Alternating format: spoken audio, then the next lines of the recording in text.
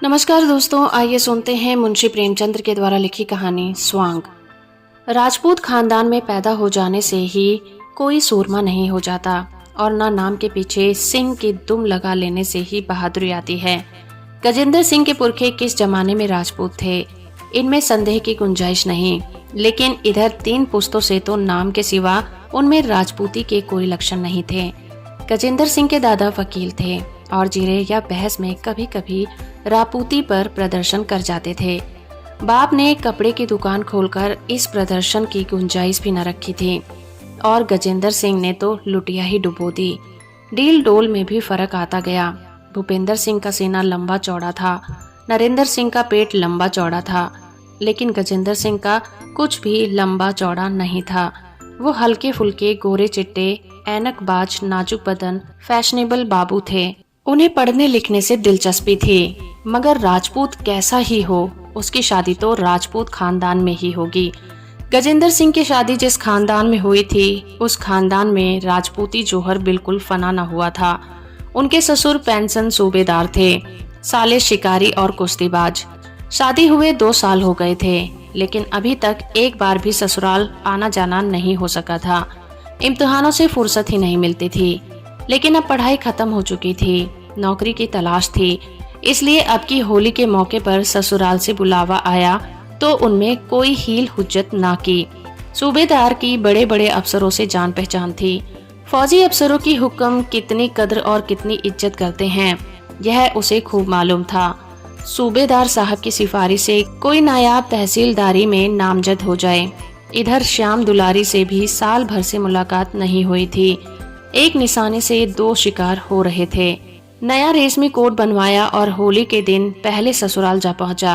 पहले गराडील सालों के सामने बच्चा सा मालूम होता था। तीसरे पहर का वक्त था। राजेंद्र सिंह अपने सालों से विद्यार्थी काल के कारनामे बयान कर रहा था। फुटबॉल में किस तरह एक देव जैसे लंबे तगड़े गोरे को पटखनी दी, हॉकी में किस तरह अकेले गोल कर दिया कि इतने में सूबेदार साहब देव की तरह आकर खड़े हो गए और लड़के से बोले, अरे सुनो, तुम यहाँ बैठे क्या कर रहे हो? बाबूजी शहर से आए हैं, इन्हें लजे जाकर जरा जंगल की सैर करा लाओ, कुछ शिकार विकार खिलाओ। यहाँ ठंठर वेटर तो है नहीं, इनका जी घबराता होगा। वक्त भी अच्छा है, शाम तक लौट आओगे। शिकार का नाम सुनते ही गजेंद्र सिंह की नानी मर गई। बेचारे ने उबर भर कभी शिकार नहीं खेला था। ये देहाती उजड़ लौंडे उसे न जाने कहाँ कहाँ दौड़ाएंगे। कहीं किसी जानवर का सामना हो गया तो कहीं के न रहेंगे। कौन जाने हिरन की चोट कर बैठे। हिरन भी तो भागने की राह न पाकर कभी कभी पलट पड़ता है। कहीं भेड़िया निकल आए तो काम ही तमाम कर दे। बोले, मेरा तो इस वक्त शिकार खेलने को जी नहीं चाहता, बहुत थक गया हूँ। सूबेदार साहब ने फरमाया, तुम घोड़े पर सवार हो लेना, यही तो देहात की बहार है। चुन्नू, जाकर बंदूक ला, मैं भी चलूंगा। कई दिन से बाहर नहीं निकला, मेरा राइफल भी लेते आना। चुन्नू और मुन्नू खुश खुश बंदूक लेने दौड़ पड़े। इधर गजेंद्र की जान सूखने लगी। पछता रहा था कि नाहक इन लौडों के साथ गपशप करने लगा। जानता कि ये बला सिर पर आने वाली है तो आते ही फौरन बीमार बनकर चारपाई पर पड़ रहता। अब तो कोई हीला भी नहीं कर सकता। सबसे बड़ी मुसीबत घोड़े की सवारी। देहाती घोड़े यूं ही थान पर बंधे बंधे टर्रे हो जाते हैं और आसन का कच्चा सवार देखकर तो ये और भी सेंकियां करने लगते हैं। कहीं अलफ हो गया तो मुझे लेकर किसी नाले की तरफ बेतहासा भागा तो खैरियत नहीं। दोनों साले बंदूक लेकर आ पहुंचे। घोड़ा भी खिंचकर आ गया। सूबेदार साहब सिकुरी कपड़े पहनकर तैयार हो गए। अब गजेंद्र के लिए कोई हीला न रहा। उसने घोड़े की तरफ कनखियों से देखा। बार बार जमीन पर पैर पटकता था, हिनहिनाता था। उठी हुई गर्दन, लाल लाल आंखें, कनौतियां खड़ी, बोटी बोटी फड़क रही थी। उसकी तरफ देखते हुए डर लगता था। गजेंद्र दिल में सहम उठा, मगर बहादुरी दिखाने के लिए घोड़े के पास जाकर उसके गर्दन पर इस तरह थपकियां दी जैसे पक्का सहसवार है और बोला, जानवर तो जानदार है, मगर मुनासिब नहीं मालूम होता कि आप लोगों को तो पैदल चलें और मैं घोड़े पर बैठूं। ऐसा कुछ थका नहीं हूँ, मैं भी पैदल ही चलूंगा, इसका मुझे अभ्यास है। सूबेदार ने कहा, बेटा जंगल दूर है, थक जाओगे, बड़ा सीधा जानवर है, बच्चा भी सवार हो सकता है। गजेंद्र ने कहा, जी नहीं, मुझे भी यूं ही चलने दीजिए, गपशप करते हुए चलेंगे। सवारी में वो लुफ्त कहाँ, आप बुजुर्ग हैं, सवार हो जाएं। चारों आदमी पैदल चले। लोगों पर गजेंद्र की इस नम्रता का बहुत अच्छा असर हुआ। सभ्यता और सदाचार तो शहर वाले ही जानते हैं, तिस पर इल्म की बरक। थोड़ी दूर के बाद पथरीला रास्ता मिला। एक तरफ हरा भरा मैदान, दूसरी तरफ पहाड़ का सिलसिला। दोनों ही तरफ बबूल, करील, करौंद और ढाक के जंगल थे। सूबेदार साहब अपनी फौजी जिंदगी के पिटे हुए किस्से कहते चले आते थे। गजेंद्र तेज चलने की कोशिश कर रहा था, लेकिन बार बार पिछड़ जाता था और उसे 2-4 कदम दौड़कर उनके बराबर होना पड़ता था। पसीने से तर हाँफता हुआ अपनी बेवकूफ़ी पर पछताता चला जाता था। यहाँ आने की जरूरत ही क्या थी? श्याम दुलारी महीने 2 महीने में आ ही जाती। मुझे इस वक्त कुत्ते की तरह दौड़ते आने की क्या जरूरत थी? अभी से ये हाल है, शिकार नजर आ गया तो मालूम नहीं क्या आफत आएगी। मील 2 मील की दौड़ तो मामूली बात है, मगर यहाँ तो कचूमर ही निकल जाएगा। शायद बेहोश होकर गिर पड़ूं। पैर अभी से मन मन भर के हो रहे हैं। यकायक रास्ते में सेमल का एक पेड़ नजर आया। नीचे लाल लाल फूल बिछे हुए थे, ऊपर सारा पेड़ गुलनार हो रहा था। गजेंद्र वहीं खड़ा हो गया और पेड़ को मस्ताना निगाहों से देखने लगा। चुन्नू ने पूछा, क्या है जीजा जी, रुक कैसे गए? गजेंद्र सिंह ने मुग्ध भाव से कहा, कुछ नहीं, इस पेड़ का आकर्षण सौंदर्य देखकर दिल बाग बाग हुआ जा रहा है। आहा, क्या बहार है, क्या रौनक है, क्या शान है, कि जैसे जंगल की देवी ने गौधीली के आकाश को लज्जित करने के लिए केसरिया जोड़ा पहन लिया हो, या ऋषियों की पवित्र आत्माएं अपनी शाश्वत यात्रा में यहाँ आराम कर रही हों, या प्रकृति का मधुर संगीत मूर्तिमान होकर दुनिया पर मोहिन मंत्र डाल रहा हो। आप लोग शिकार खेलने जाइए, मुझे इस अमृत से तृप्त होने दीजिए। दोनों नौजवान आश्चर्य से गजेंद्र का मुंह ताकने लगे। उनकी समझ ही में न आया कि यहाँ ये महाशय क्या कह रहे हैं। देहात के रहने वाले, जंगलों में घूमने वाले सेमल उनके लिए कोई अनोखी चीज नहीं थी। उसे रोज देखते थे, कितनी ही बार उस पर चढ़े थे, उसके नीचे दौड़े थे, उसके फूलों की गेंद बनाकर खेले थे। उन पर यह मस्ती कभी नहीं छाई थी। सौंदर्य उपभोग करना बेचारे क्या जाने। सूबेदार साहब आगे बढ़ गए थे। इन लोगों को ठहरा हुआ देखकर लौट आए और बोले, क्यों बेटा, ठहर क्यों गए? गजेंद्र ने हाथ जोड़कर कहा, आप लोग मुझे माफ कीजिए, मैं शिकार खेलने नहीं जा सकूंगा।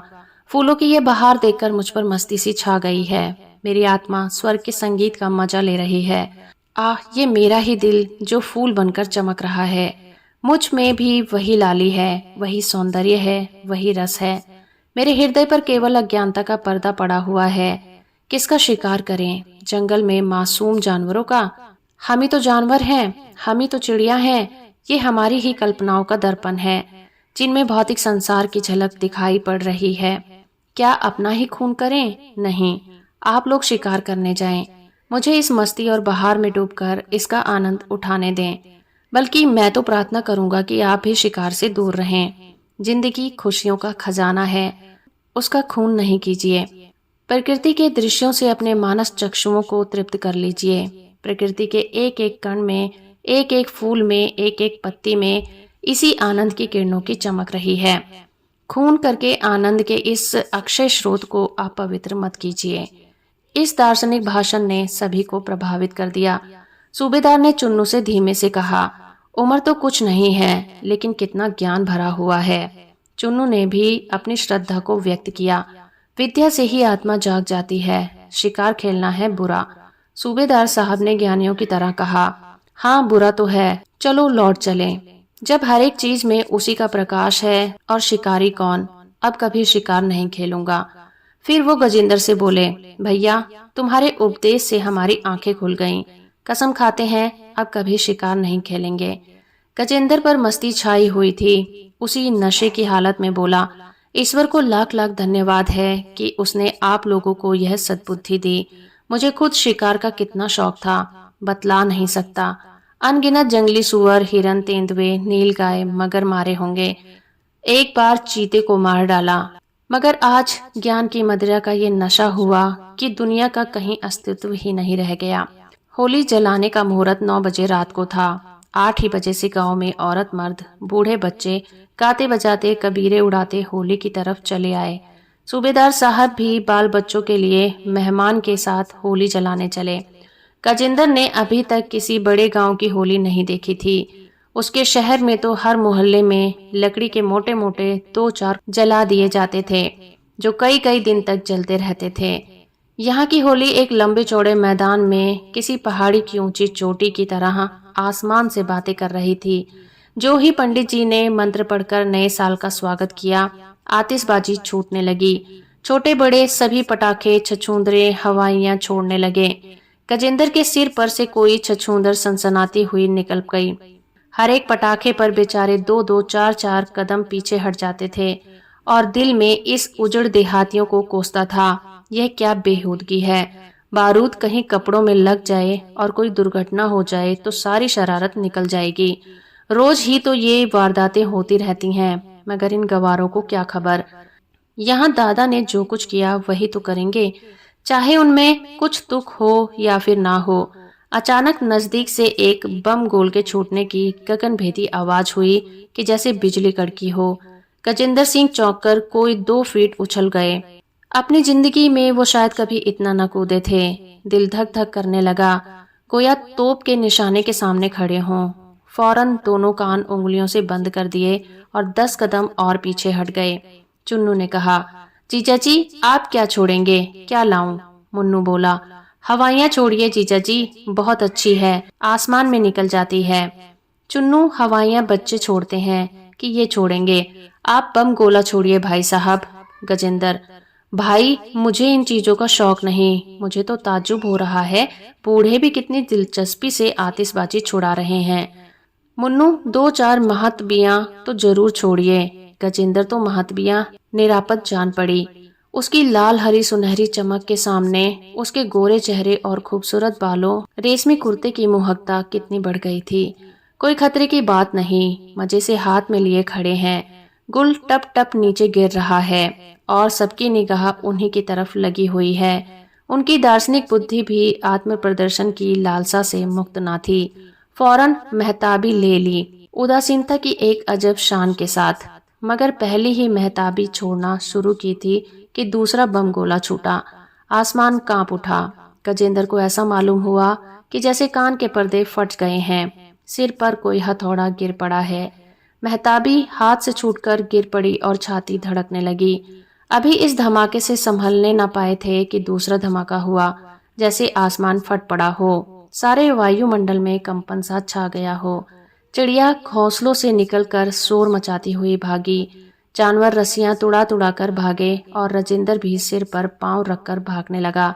सरपट और सीधे घर पर आकर ही दम लिया। चुन्नू और मुन्नू दोनों घबरा गए। सूबेदार साहब के होश उड़ गए। तीनों आदमी बगुटुट दौड़े हुए गजेंद्र के पीछे चले। दूसरों ने जो उन्हें भागते हुए देख तो समझे शायद कोई वारदात हो गई है। सबके सब उनके पीछे हो लिए। गांव के एक प्रतिष्ठित अतिथि का आना मालूम बात ना थी, मामूली बात नहीं थी। सब एक दूसरे से पूछ रहे थे, मेहमान को क्या हो गया, माजरा क्या है, क्यों यह लोग दौड़े जा रहे हैं। एक पल में सैकड़ों आदमी सूबेदार साहब के दरवाजे पर हाल चाल पूछने के लिए जमा हो गए। गांव का दामाद कुरूप होने पर भी दर्शनीय और बदहवाल होते हुए भी सबका प्रिय होता है। सूबेदार ने सहमी हुई आवाज में पूछा, तुम यहाँ से क्यों भाग आए भैया? गजेंद्र को क्या मालूम था कि उसके चले आने से यह तहलका मच जाएगा, मगर उसके हाजिर दिमाग ने जवाब सोच लिया था, और जवाब भी ऐसा कि गांव वालों पर उसकी अलौकिक दृष्टि की धाक जमा दे। बोला, कोई खास बात ना थी, दिल में कुछ ऐसा ही आया कि यहाँ से भाग जाना चाहिए। नहीं, कोई बात जरूर थी। आप पूछकर क्या करेंगे? मैं उसे जाहिर करके आपके आनंद में विघ्न नहीं डालना चाहता। जब तक बतला न दोगे बेटा, हमें तसल्ली नहीं होगी। सारा गांव घबराया हुआ है। गजेंद्र ने फिर सूफियों का सा चेहरा बनाया, आंखें बंद कर ली, जम्हाइयां ली और आसमान की तरफ देखकर बोले, बात यह है कि जो ही मैंने महताबी हाथ में ली, मुझे मालूम हुआ जैसे किसी ने उसे मेरे हाथ से छीनकर फेंक दिया हो।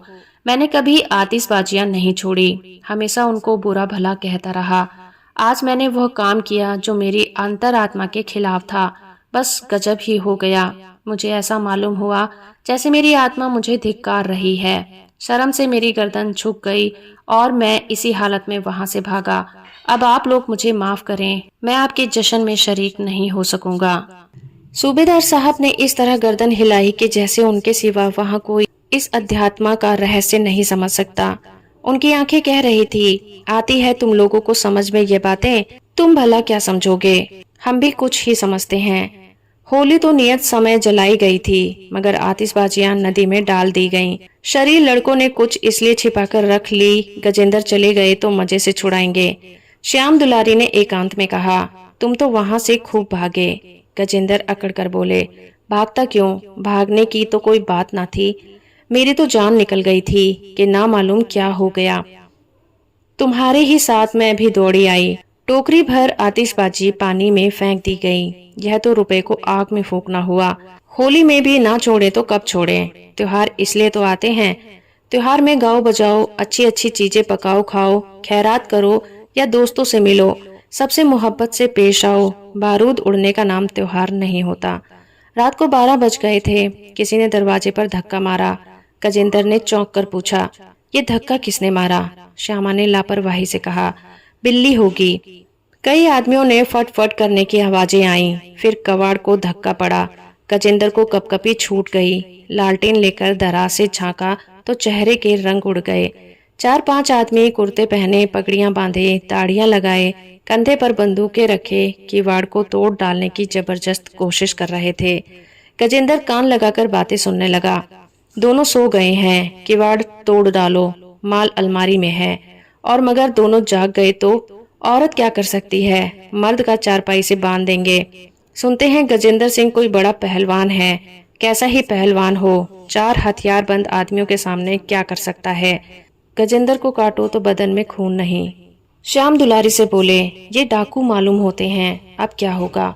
मेरे तो हाथ पांव कांप रहे हैं। चोर चोर पुकारो, जाग हो जाएगी, आप भाग जाएंगे। नहीं, मैं चिल्लाती हूँ, चोर का दिल आधा। ना ना, कहीं ऐसा गजब न करना, इन सबों के पास बंदूकें हैं। गांव में इतना सन्नाटा क्यों है, घर के आदमी कहाँ गए? भैया और मुन्नू दादा खलिहान में सोने गए हैं। काका दरवाजे पर पड़े होंगे, उनके कानों पर तोप छूटे तब भी न जागेंगे। इस कमरे में कोई खिड़की भी तो नहीं है कि बाहर आवाज पहुंचे। मकान है या कैद खाना? मैं तो चिल्लाती हूँ, अरे नहीं भाई, क्यों जान देने पर तुले हो? मैं तो सोचता हूँ हम दोनों चुपचाप लेट जाएं और आंखें बंद कर लें। बदमाशों को जो कुछ ले जाना है ले जाने दें, जान तो बचेगी। देखो किवाड़ हिल रहे हैं, कहीं टूट न जाएं। हे ईश्वर, कहाँ जाएं, इस मुसीबत में तुम्हारा ही भरोसा है। क्या जानता था कि यह आफत आने वाली है। नहीं आता ही क्यों, बस चुप्पी ही साध लो। अगर हिलाए डुलाए तो सांस मत लेना।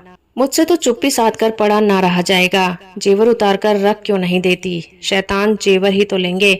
जेवर तो ना उतारूंगी, चाहे कुछ ही क्यों ना हो जाए। क्यों जान देने पर तुली हो? खुशी से तो जेवर नहीं उतारूंगी, जबरदस्त और बात है। खामोशी से सुनो, सब क्या बातें कर रहे हैं। बाहर से आवाज आई, किवाड़ खोल दो, नहीं तो हम किवाड़ तोड़कर अंदर आ जाएंगे। गजेंद्र श्याम दुलारी की मिन्नत की, मेरी मानो श्यामा, जेवर उतार कर रख दो, मैं वादा करता हूँ बहुत जल्दी नए जेवर बनवा दूंगा। बाहर से आवाज आई, क्यों, बस 1 मिनट की मोहलत देते हैं, अगर किवाड़ न खोले तो खैरियत नहीं। गजेंद्र ने राम दुलारी से पूछा, खोल दूं? हाँ, बुला लो, तुम्हारे भाई बंद हैं, वो दरवाजे को बाहर से ढकेलते हैं, तुम अंदर से बाहर को ठेलो। और जो दरवाजा मेरे ऊपर गिर पड़े, 5-5 जवान हैं, वो कोने में लाठी रखी है, लेकर खड़े हो जाओ। तुम पागल हो गई हो? चुन्नी दादा होते तो 5 का गिरते। मैं लठबाज नहीं हूँ, तो आओ मुंह ढांप कर लेट जाओ, मैं उन सबों से समझ लूंगी। तुम्हें तो और समझाकर छोड़ देंगे, माथे मेरे जाएगा। मैं तो चिल्लाती हूँ, तुम मेरी जान लेकर छोड़ोगी। मुझे तो अब सब्र ही नहीं होता, मैं किवाड़ खोल देती हूँ। उसने दरवाजा खोल दिया। 5 चोर भड़क कर घुस गए। एक ने अपने साथी से कहा, मैं इस लौंडे को पकड़े हुए हूँ, तुम औरत के सारे गहने उतार लो। दूसरा बोला, इससे तो आंखें बंद कर ली। अरे तुम आंखें क्यों नहीं खोलती जी? तीसरा, यार औरत तो हसीन है। चौथा, सुनती है ओ मेहरिया, जेवर दे दे, नहीं तो गला घोंट दूंगा। गजेंद्र दिल से बिगड़ रहे थे, यह चुड़ैल जेवर क्यों नहीं उतार देती। श्याम दुलारी ने कहा, गला घोंट दो, चाहे गोली मार दो, जेवर नहीं उतारूंगी।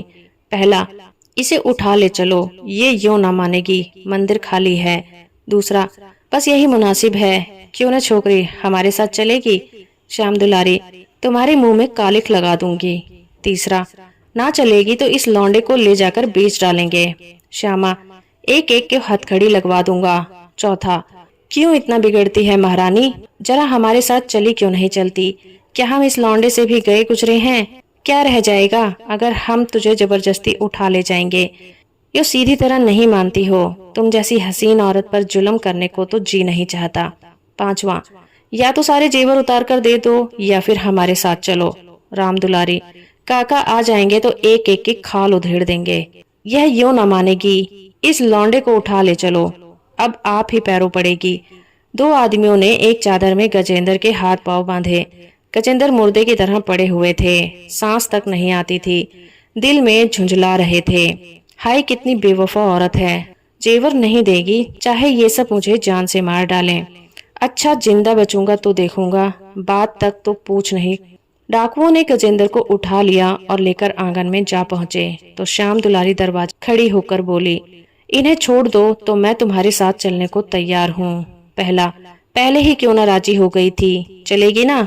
श्याम दुलारी, चलूंगी, कहती तो हूँ। तीसरा, अच्छा तो चल, हम इसे छोड़ देते हैं। दोनों चोरों ने गजेंद्र को लाकर चारपाई पर लिटा दिया और श्याम दुलारी को लेकर चले। कमरे में सन्नाटा छा गया। गजेंद्र ने डरते डरते आंखें खोली, कोई नजर न आया। उठकर दरवाजे से झांका, सहन में भी कोई न था। तीर की तरह निकलकर सदर दरवाजे पर आए, लेकिन बाहर निकलने का हौसला नहीं हुआ। चाहा कि सूबेदार साहब को जगाए, मगर मुंह से आवाज न निकली। उसी वक्त कह कहे की आवाज आई। 5 औरतें चुहल करती हुई श्याम दुलारी के कमरे में आई। गजेंद्र का वहां पता न था। एक, कहाँ चले गए। श्याम दुलारी, बाहर चले गए होंगे। दूसरी, बहुत शर्मिंदा होंगे। तीसरी, डरने के मारे सांस बंद हो गई थी ना। गजेंद्र ने बोलचाल सुनी तो जान में जान आई, समझे शायद घर में जाग हो गई है।